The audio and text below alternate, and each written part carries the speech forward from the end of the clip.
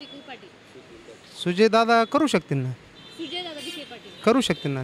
दादांचं नेतृत्व चांगलं आहे, कामाची पद्धत पण चांगली. सुजय दादा विखे पाटील यांच्याबद्दल काय मत आहे तुमचं? सुजय दादा यांच्याबद्दल जेवढं बोललं तेवढं कमीच आहे. दादांचा कामाचा स्पीड असन, कामाचं नियोजन असन, म्हणजे अनेक दादांनी राबवलेली योजना असन, या भरपूर चांगल्या आहे. पालकमंत्री म्हणून या भागामध्ये त्यांचं लक्ष आहे का? हो, नक्की आहेच. जे स्थानिक आमदार होते तुमचे कर्डिले साहेब, ते आता वारले स्वर्गवासी कर्डिले साहेब यांच्या निधनाने काय फटका बसला असं वाटतं तुम्हाला? यांच्या निधनाने एक चांगला घराणेशाही ना, जुनी घराणेशाही काहीच नव्हती तरी ते आपले याच्यात आमदार झाले. सगळ्यात महत्त्वाचं ते कुठलाही राजकीय पार्श्वभूमी नसलेला नेता इतक्या वरतीपर्यंत आला. त्या एक खंत वाटली बुवा एवढा मोठा नेता हरपला. बाकी बरीचशी राजकारणाचं जनतेचं नुकसानच झालं, पण आता भरून निघन काही दिवसानंतर देतील चांगला उमेदवारी. काय वाटतं तुम्हाला की त्यांनी काय विकास कामं केली होती? सभा मंडप असेल, परत सर्वसामान्यांच्या सुखदुःखात येणं असेल, बरेच लोकांशी कनेक्ट राहणं असेल, त्याचबरोबर असंच बरेचसे कामं केले मॅडम. लाडकी बाई योजनेच्या मार्फत लोकांना लाभ मिळवून देणं असेल, मुख्यमंत्री युवा कार्य प्रशिक्षण योजनेच्या अंतर्गत लाडक्या भावांना लाभ मिळवून देणं असेल, बरेचसे कामं झालेत. असं म्हटलं जातं आहे की कर्डिले साहेबांची डोर जी आहे ती सुजयदादा विखे पाटील यांच्या हातात जाण्याचे चान्सेस आहेत. काय वाटतं तुम्हाला, त्यांची दरी सुजयदादा विखे पाटील भरून काढतील का? हो, त्यांना सपोर्ट करणारच ना ते. विखे पाटील कर्डिले साहेबांच्या जे चिरंजीवी त्यांना सपोर्ट करणारच ना. त्यांची कामं चांगली आहेत का सुजयदादा विखे पाटलांची? हो, चांगले आहेत ना.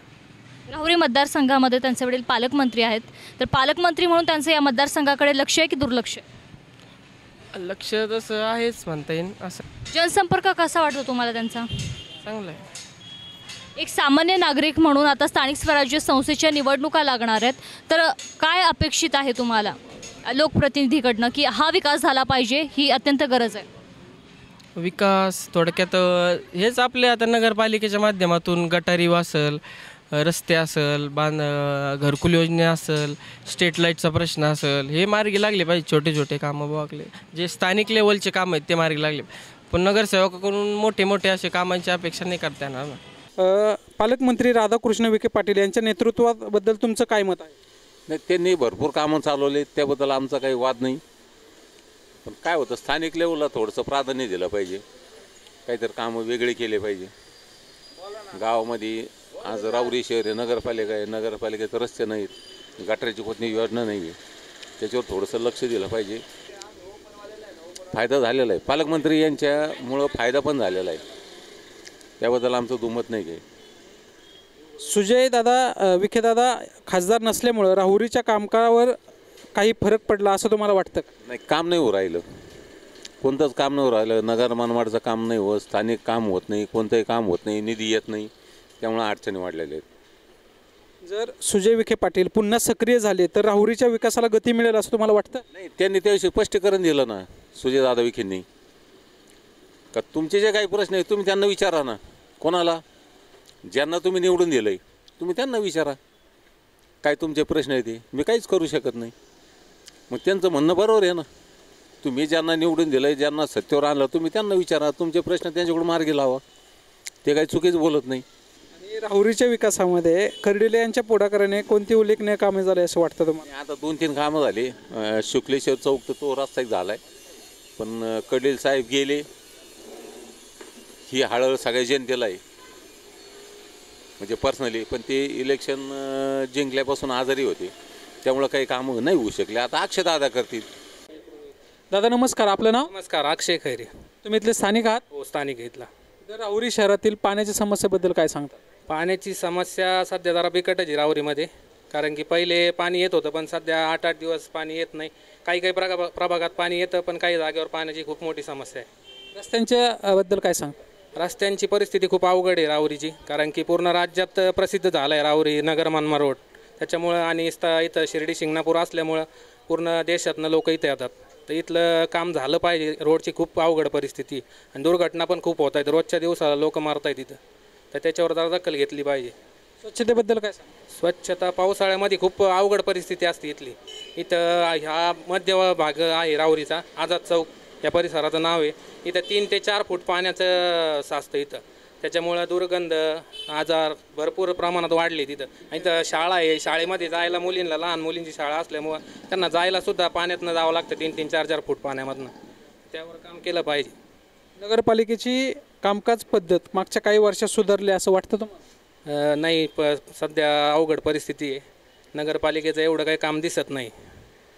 नागरिकांच्या तक्रारीवर नगरपालिकेने योग्य प्रतिसाद दिला असं तुम्हाला वाटतं? नाही, प्रतिसाद तर एवढा काही दिसत नाही. थोड्या प्रमाणात दिला आहे, पण एवढा अजून काही प्रतिसाद नाही. पाण्याचा खूप मोठा प्रॉब्लेम आहे इथं. शहरातील विकासाची कामं सर्व भागांमध्ये समान होत आहेत का, आणि काही भागामध्ये मागं पडले आहेत तुम्हाला वाटतं?